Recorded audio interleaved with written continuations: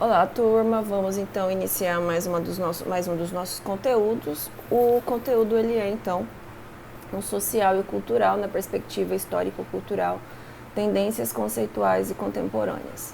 Bom, e aí a gente vai entrar um pouquinho dentro da teoria histórico-cultural, né? Porque devido ao feriado que nós tivemos, nós ficamos com um dia a mais que nós, na verdade, nós não tivemos, né?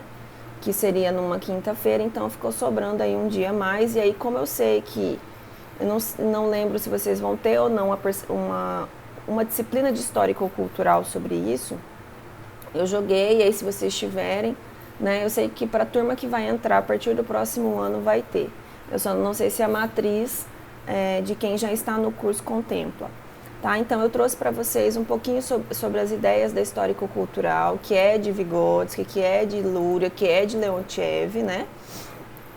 Para vocês, de alguma maneira, saberem, né, que tem uma perspectiva que trabalha com clínica, com neuropsicologia, né, sobre isso. Então, os desdobramentos das ideias do materialismo histórico dialético na psicologia têm sido frequentemente tomados em consideração, especialmente a partir da proposta, né, de Vygotsky e sua teoria do desenvolvimento de epistemologia marxiana, né, tem possibilitado diversas construções teóricas, bem como servido de base para diferentes práticas. Não obstante as bases que fundamentam algumas formulações teóricas, derivadas de suas ideias serem as mesmas, né, materialista, histórica e dialética, observamos o uso de diferentes nomenclaturas, né, o exemplo, sócio-histórica, histórico-cultural, cultural e sociocultural, e encontramos diversos sentidos para o uso dos conceitos de social e de cultural. Diante dessa variedade linguística, questionamos-nos sobre possíveis implicações teórico-metodológicas decorrentes dessas nomenclaturas e debruçamos sobre discussões dessa problemática. Mas enfim, né, é só para vocês terem uma ideia aí do porquê de alguns termos, o porquê que isso é tão importante, né, que são os principais conceitos aí da histórico-cultural. No que concerne, então, ao contexto da produção teórica vygotskiana, é importante ressaltar a sua origem soviética, iniciada na segunda metade do século passado, em meio aos movimentos históricos revolucionários, e, sobretudo, de questionamento aos modelos econômicos e políticos de sua época.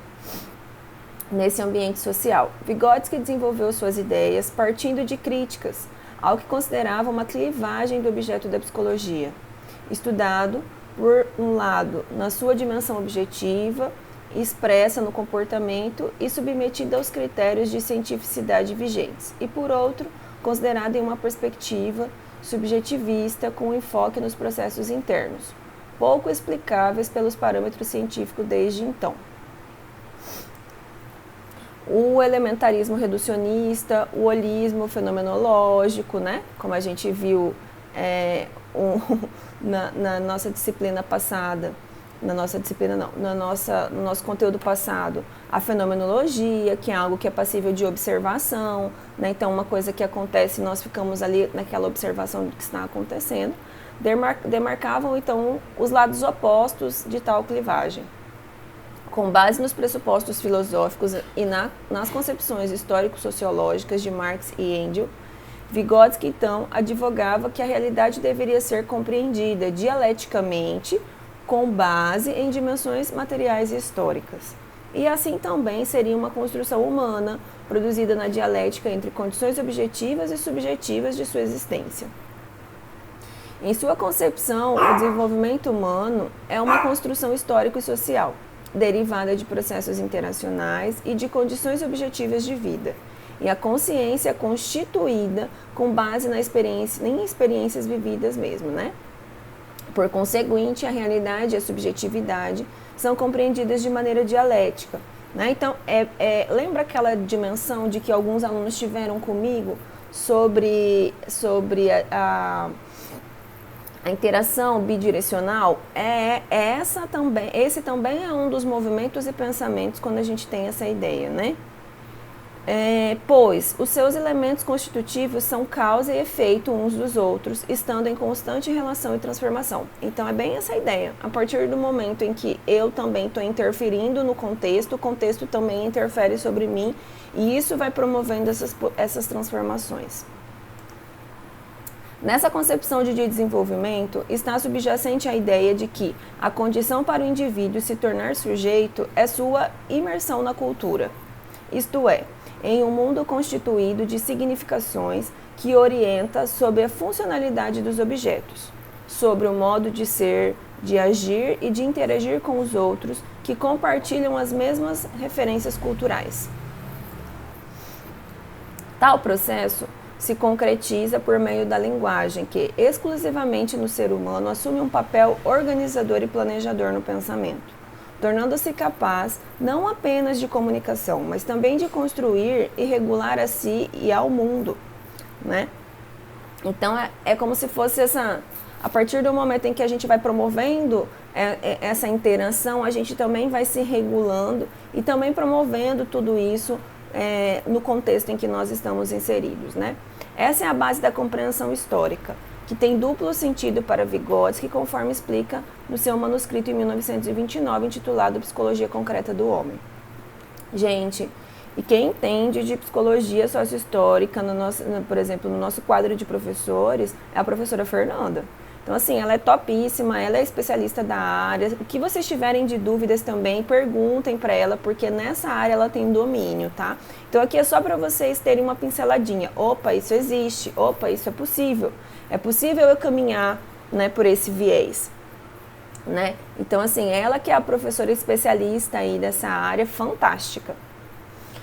Bom, de alguma maneira, então, no sentido do materialismo histórico ou no sentido materialista dialético, a história significa a abordagem dialética geral das coisas, isto é, a compreensão acerca da mútua transformação do sujeito e do mundo que caracteriza o desenvolvimento humano, que é aquela relação bidirecional. Uns vão utilizar essa nomenclatura, outros podem utilizar o que está vendo aqui mesmo, tá, gente? E significa também a história do próprio homem. Ou seja, a história das construções humanas ao longo da civilização, base no materialismo histórico e cultural, né? Então, o social como palco dos processos humanos, tá? Então, esse é um movimento de constituição também. Compreendemos que a existência do fenômeno psicológico está atrelada à existência da sociedade, impondo uma relação entre interno e externo que se movimenta para construir e modificar o mundo, simultaneamente a constituição psicológica dos indivíduos deste mundo, né? Leontiev, em 2004, levanta que as aptidões humanas se formam no processo de apropriação pelos indivíduos do mundo dos objetos, cujo substrato é a vida, tendo incrustado neste o social.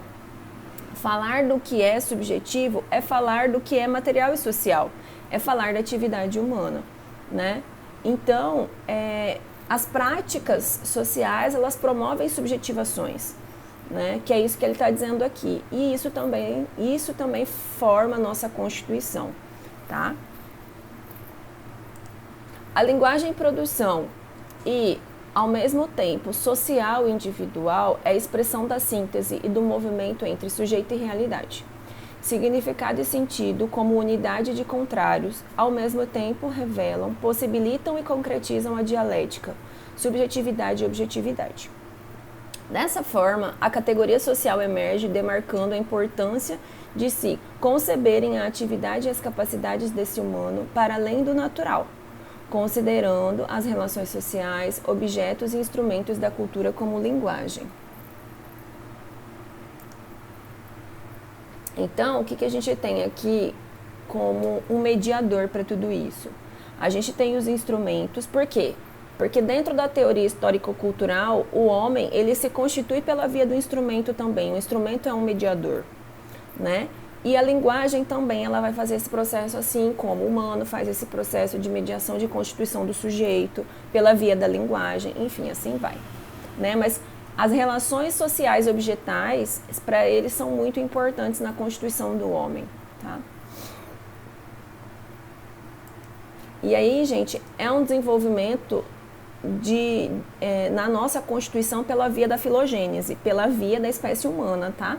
Então, a gente pega esse constitutivo, esse desenvolvimento pela via da espécie humana. Bom, cultura como propulsora do processo de significação e do desenvolvimento humano. Para a compreensão da transformação do homem e do ser humano, Vygotsky introduz dialeticamente o pensamento psicológico, a relação entre esse homem, a natureza, as relações sociais e a cultura. Esse é um dos grandes avanços da teoria histórico-cultural, visto que as teorias do desenvolvimento no início do século XX, baseadas em um modelo biológico maturacional, ainda que não considerassem a cultura, compreendiam como um artifício externo ao homem. A partir da lei genética do desenvolvimento cultural, Vygotsky inaugura uma concepção acerca da relação entre funções biológicas, as funções culturais, a natureza e o simbólico, a história pessoal do indivíduo e a história social, propondo dois planos no desenvolvimento humano. Um, que segue a linha evolutiva da maturação biológica, e o outro que define o caráter cultural do psiquismo. Esse segundo plano é o que estabelece a qualidade humana e é o que se transforma o indivíduo em sujeito e pessoa, que é a constituição do próprio homem mesmo, né? Então, de alguma maneira, esses elementos culturais e sociais, eles vão dar essa constituição do sujeito. E aí, gente, a gente tem que lembrar que a gente tinha anteriormente o que anda em comum, o Piaget. E o Piaget levava o que mais em consideração? Levava em consideração mais o biológico, embora ele era interacionista também, né? Ele tinha esse caráter um pouco interacionista entre o sujeito e o objeto para a Constituição. Mas, quando o Vygotsky coloca o elemento cultura e sociedade, para que esse sujeito também se constitua com tudo isso, ele dá uma outra conotação para o que a gente está dizendo, tá? Então, não é mais só a relação entre eu e o objeto. Então, de alguma maneira, o que ele dizia? Né? Eu tenho que ter o meu aparato biológico desenvolvido para que eu tenha domínios para segurar esse copo, né? Se eu sou bebê, eu não consigo ainda fazer esse movimento de segurar, então eu vou me apropriando. Apesar que o bebezinho já sai da barriga e já consegue fazer isso aqui, né? Mas determinados tipos de movimentos da coordenação motora fina, por exemplo, movimentos de pinça, que a gente foi evoluindo ao longo da espécie, que hoje a gente faz com mais facilidade, né? Quando a gente é bebê, a gente não consegue fazer isso aqui. E isso aqui a gente foi aprimorando o quê? Ao longo da nossa espécie, né? O movimento de pinça que a gente faz. Então, quando ele coloca essa perspectiva desse desenvolvimento cultural e social dentro, porque eu só consigo fazer esse movimento de pinça, gente, ó, tenho aqui utilizando, por causa do instrumento. Então, para teoria histórico-cultural, isso aqui é um instrumento que vai favorecer o meu desenvolvimento. Ó, tá vendo? Olha esse movimento de pinça. Então, eu pego um prendedor de roupa e eu faço isso aqui. Isso daqui, quando nós éramos lá no início da nossa espécie, nós não conseguíamos fazer. E em pouco tempo hoje, nós temos o desenvolvimento dentro de um período de vida de um humano em que nós temos todas essas aquisições. E assim vai o desenvolvimento que nós temos agora, por exemplo, quando nós temos crianças pequenas que já fazem o movimento de pinça no touch do quê? Do computador, do celular, que nós não tínhamos quando nós éramos crianças. Eu, pelo menos com 30 e poucos anos que tenho hoje, não tinha isso aqui. Os bebezinhos hoje, pequenininhos, eles já estão fazendo esse movimento de touch. É óbvio que, provavelmente, o que nós vamos ter nas próximas gerações? Nós vamos ter muito mais problema ocular, né? E aí nós vamos saber que muito mais exposição na frente do computador vai causar, então, a miopia e o estigmatismo. Nem sei mais o que é mesmo, que eu levei até meu filho lá e ela me disse sobre isso. Mas, enfim, nós vamos ter, talvez, gerações que vão ter muito mais problemas vinculados, então, né, ao sentido visual, porque de tanta exposição na tela, né? E aí a gente vai ter desenvolvido outras coisas, pelo menos na parte motora de movimento das mãos, tá? O restante do corpo, eu acho que não vai desenvolver muita coisa, fico pensando eu. Mas esse daqui é um objeto. E a partir dele, a gente vai o quê? O homem mesmo constrói, ele tem uma função e ele modifica o homem também. Porque o homem atribui essa função a esse objeto e ele promove também interação, ele promove mudança no meio e promove mudança no homem, tá? Bom, de acordo com Pino, então, a cultura é um dos conceitos chaves que se encontram dispersos na obra de Vygotsky, explicitando ao se tratar dos processos de significação e da base materialista histórico-cultural, né? Ou histórico-dialética de análise, em que identificamos pistas para compreender a noção vigotskiana de cultura. Assim, corroborando a perspectiva de Souza e Andrada, é um desafio reflexivo e autoral atribuir sentido e outras possibilidades de interpretação à obra do autor, sem ter a pretensão de dar conta da totalidade. Então, o que ele quer dizer? Que, de alguma maneira, a cultura como um conceito-chave, ele estava solto. Então, quem veio após ele teve que dar essa continuidade, tá, gente? Porque ele não deixou a obra completa. Então, os autores, eles foram fazendo essas amarrações. Bom, Pino percebe a cultura como uma produção humana e reconhece a vida social e a atividade humana como fontes dessa produção. Então, sendo o produto da vida social e da atividade social, né, a cultura, está afirmando que ela é obra do homem e, por conseguinte, não é obra da natureza. Isso quer dizer que, entre a cultura e a natureza, existe uma linha divisória que as separa e que as une, e essa linha passa pelo homem e, ao mesmo tempo, natureza e agente de transformação. Portanto, alguém capaz de produzir cultura, mas incapaz de criar uma natureza. Tá? Esse processo seria, assim, constituído por rupturas e por continuidades. Né? Continuidades e descontinuidades, então. Que aponta, por um lado, como ruptura, transformação provocada pelo signo, né?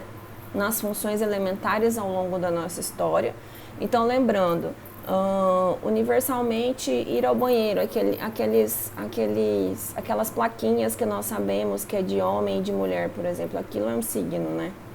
E aquilo tem um sentido já que em qualquer lugar do mundo que nós formos é o mesmo sentido, né? E, por outro lado, o bem contínuo, visto as funções superiores, pressupõe uma base biológica natural para que o desenvolvimento ocorra.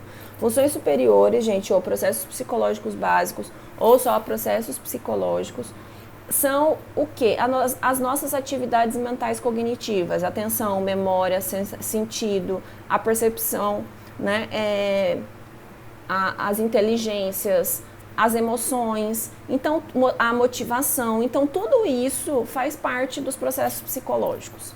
E isso ele considera, por quê? Porque ele tem uma vasta linha da literatura acerca da neuropsicologia. Então é fantástico as obras dele, né? O conceito de cultura proposto por Pino traz uma sintonia com a perspectiva vigotskiana, estando a cultura relacionada com o caráter instrumental, técnico e simbólico da própria atividade humana. A cultura envolveria, assim, as mais diferentes produções do ser humano, relacionando-se com as produções artísticas, tradicionais, científicas, organizativas, comunicativas, ampliando sua percepção. Envolve desde a acumulação de informação partilhada, cotidiana, até a organização das regras e códigos. E aqui a gente vê o quê? Que, de alguma maneira, o que ele está dizendo?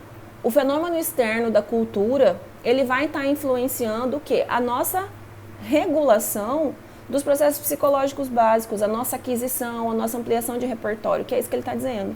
Amplia a sua percepção, né? E acumulação de informações partilhadas. O que é informações? A gente está falando no campo da memória.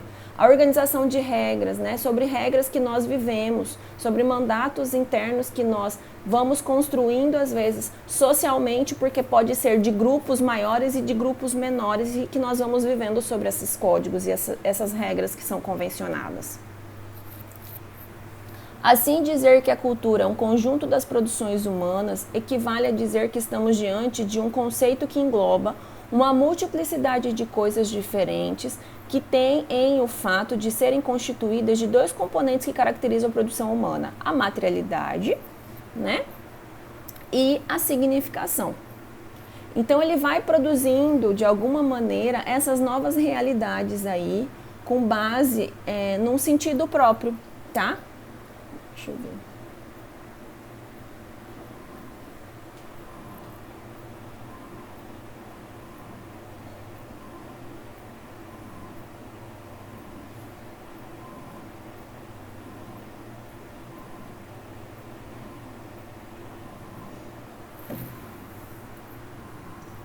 Bom, as implicações, então, do social e cultural para o pensamento de Vygotsky.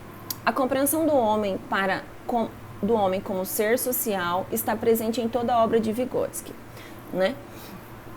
Para o autor, o sujeito se constitui aprendendo significados nas relações sociais e nestas constrói a cultura, uma vez que dessa compreensão deriva que toda a função psicológica superior foi gerada anteriormente numa relação entre pessoas, né?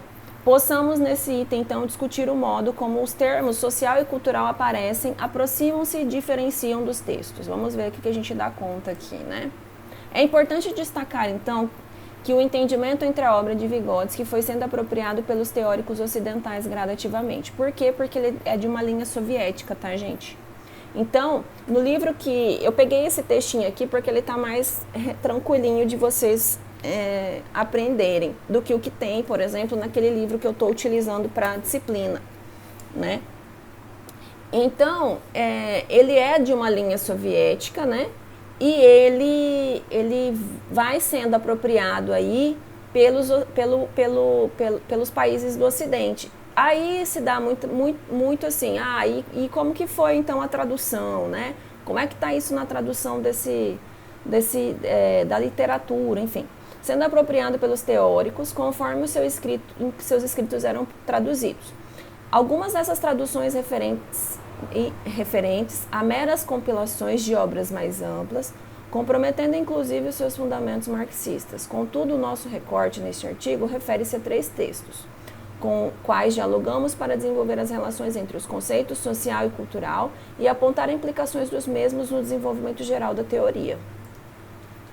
Consideramos que o desenvolvimento cultural de uma pessoa expressa-se não só pelo conhecimento por ela adquirido, mas também pela sua capacidade de usar o objeto e o seu ambiente externo. Então, a função desse objeto no ambiente, tá? Qual que é a funcionalidade disso, né? Acima de tudo, usar racionalmente seus próprios processos psicológicos. Então, a gente utiliza o quê? Para mim poder entender que esse copo é um copo e que ele tem a função para mim encher de um líquido que eu bebo, depende de todo o quê? De uma aquisição de habilidades, né? Então, eu preciso da parte motora, eu preciso saber o que eu vou colocar aqui dentro, que está convencionado culturalmente, né? De alguma maneira, que eu vou beber água, eu vou beber um suco, por exemplo, e que aí eu vou utilizando da memória, né? Eu vou utilizando de sentido, vou utilizando de outros processos para que eu consiga lembrar de tudo isso e da funcionalidade que ele tem no meu contexto. O talento cultural significa essencialmente a capacidade de controlar seus próprios recursos naturais. Significa a criação e ampliação dos melhores dispositivos no uso desses recursos. Podemos entender, portanto, o termo cultural como relacionado à história, como uma linha de evolução das interações sociais, pelo desenvolvimento da aquisição de habilidades, bem como modos de comportamento e pensamento. Social e cultural teriam, portanto, significados diferentes, porém estreitamente relacionados, posto que, sem o social, que é a interação humana, não há cultural, e não há mesmo. Então, por um lado, eu produzo o quê? As sociabilidades, e por outro lado, eu produzo as materialidades.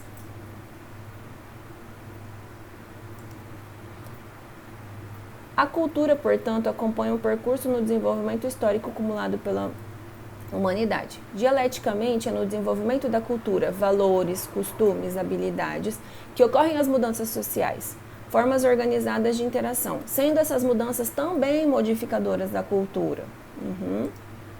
Então, beleza. Então, o que a gente vai entendendo? Que ele classifica, ele diferencia o que é cultura de social e como uma pode interferir na outra, né? Então, a gente fecha aí. Mas tem muito mais no texto, tá, gente? E as considerações, né? Como considerações oriundas desse estudo, apontamos alguns entendimentos dos conceitos de social e cultural. E os possíveis desdobramentos advindos dessa complexidade, né, de seus usos. Os entrelaçamentos que existem entre esses termos para a perspectiva histórico-cultural, né? Psicologias são evidentes de maneira para a compreensão de seus significados. É possível de forma independente, ou na verdade de forma interdependente, e ao mesmo tempo na sua imbricação mútua. A ideia da história como história do homem permite observar a formação dos conceitos e compreender que consequências metodológicas derivam delas. A noção de história, então, assim como trazida por Vygotsky, é a partir deste que aborda Pino, né, e Walsner, por exemplo, impele-nos a abrir mão das superficialidades científicas, percebendo a evolução dessas noções de social e cultural. É importante observar que a ligação entre essas categorias se faz principalmente na compreensão da dimensão histórica, uma vez que a história se faz surgir no social e na construção da cultura. Por um entendimento amplo, então a gente vai percebendo que entre as perspectivas, por um entendimento, as perspectivas, né, teóricas levantadas, duas tendências gerais. A primeira, na qual a ação mediada e o conceito da atividade humana estariam diretamente ligados à categoria social, tendo como foco a ação humana e as mudanças produzidas no ambiente, né? Então, Bock afirma que é pelo trabalho que o ser humano intervém na natureza, né, que vai humanizando, então, né?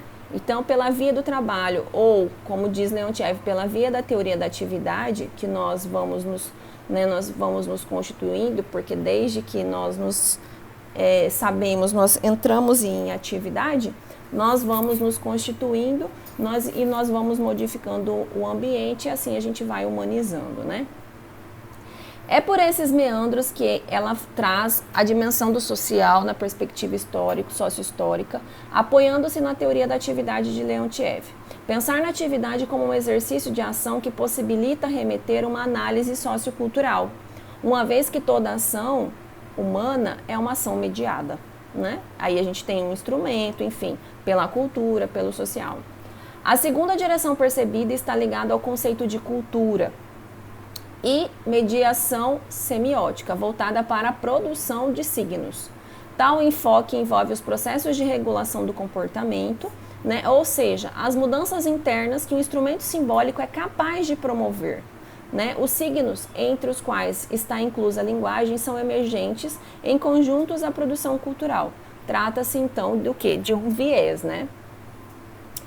Porque a gente sabe que é pelo meio da aquisição, então, gente, da linguagem que a gente vai vendo, que a gente vai promovendo essa aquisição e a gente vai promovendo essa transformação, né? Que vai regulando comportamento, né? Que vai regulando, que a gente não vive por uma série de regras e normas, então a gente entra num mundo que é estruturado. E através desse processo de aquisição, isso vai mediando a nossa constituição, né? E que tudo isso está envolvido na cultura. Importante para a compreensão da função da singularidade, no desenvolvimento cultural da construção de sentidos e significados pelos indivíduos e grupos, e das características próprias da linguagem e das diversas construções criadas pelo indivíduo e inscritos na cultura, né? As tendências aqui levantadas encontram concretude nos diferentes termos mencionados no início desse artigo, aos quais destacam direcionamentos teóricos. Então, por um lado, né, o que a gente foi vendo? Certos autores buscam enfoques voltados para a ação coletiva, mudança social, entendimento das relações de classes sociais. Né? Então, quem que fala? Leontiev, Bock, né? Por outro, temos estudos voltados para a linguagem, enunciação, produção de sentidos e significados, que foi, gente, o que eu mais li até então, tá?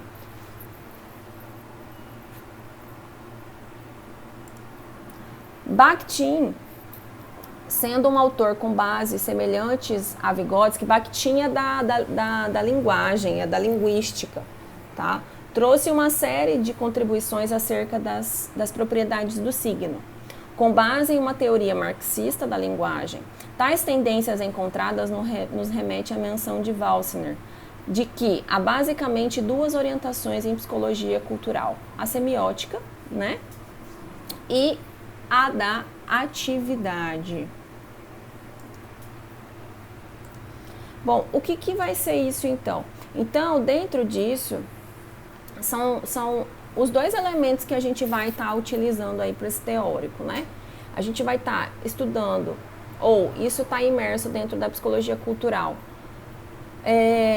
o mundo do significado, ou os estudos do significado, e o da atividade, né, que nós estamos constantemente em atividades aí voltado para uma perspectiva de Leontiev, então, que é o que eu apresentei para vocês anteriormente, que fica aqui, ó.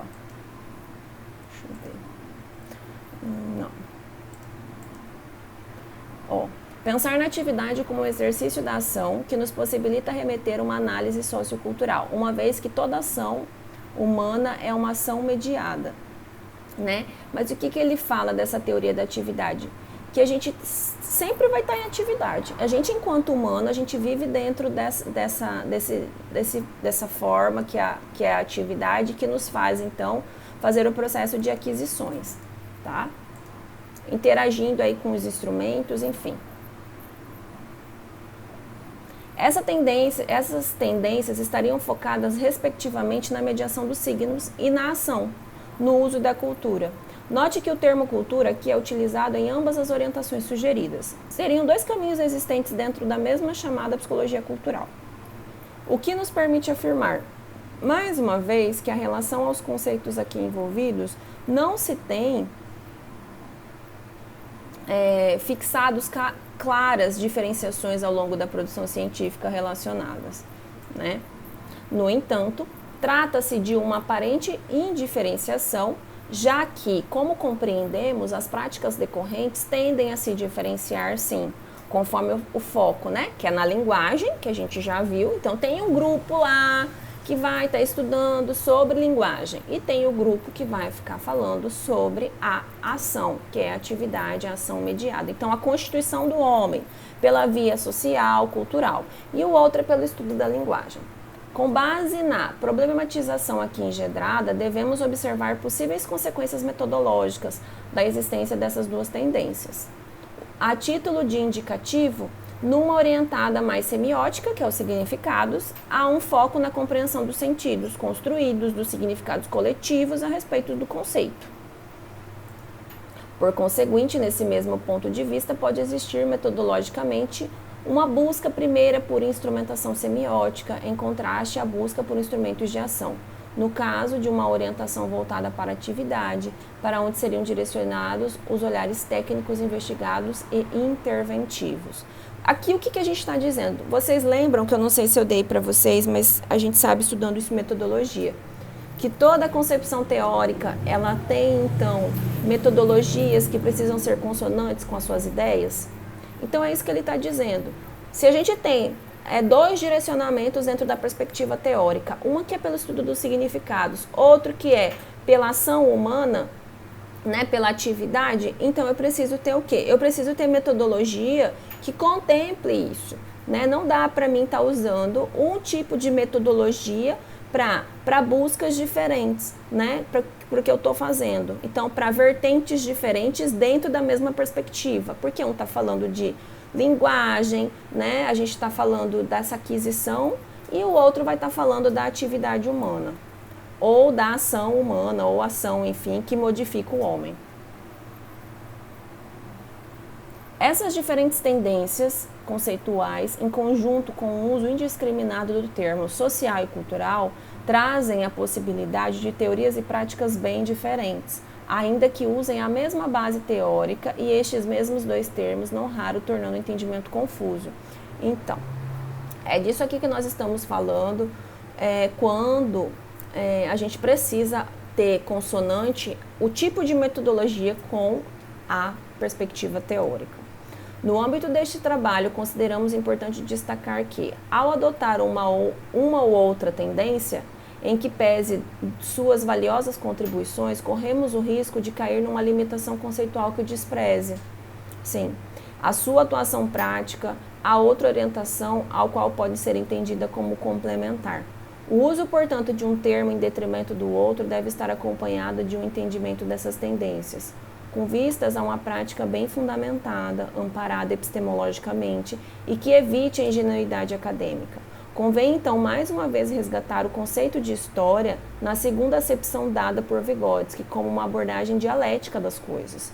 Né? Então, eu tenho que ver a historicidade para que eu possa estar olhando para esse conjunto de metodologias dentro da minha epistemologia.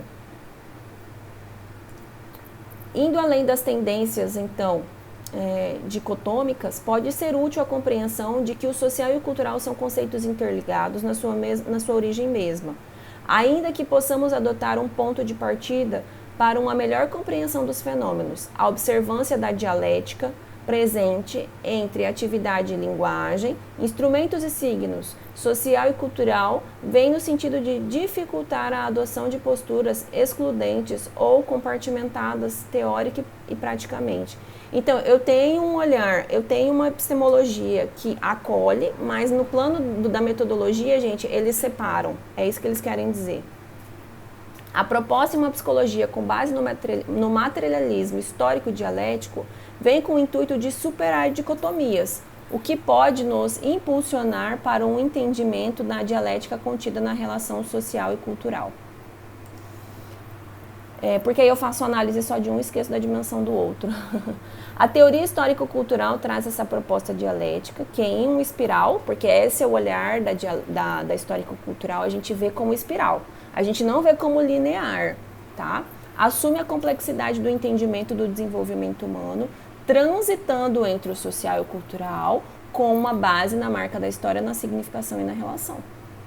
Nesse sentido, é incoerente preferir entre conceitos de social e cultural, uma vez que ambos são interdependentes, né, teórica, epistemológica e metodologicamente. A maneira de considerações finais, não tivemos a pretensão no âmbito desse artigo de superar a problemática do tema. Maiores aprofundamentos, né, então eles vão estar acerca da praxis então, e das demais consequências metodológicas, né. Assim, longe de resolver ou superar tensões inerentes a essa discussão, esperamos ter trazido importantes elementos conceituais que venham a auxiliar uma melhor compreensão do uso desses termos nas diversas formas da psicologia de base materialista, incentivando uma abordagem histórica e dialética das coisas, na busca da consistência e coerência epistemológica e metodológica. Gente, então é isso.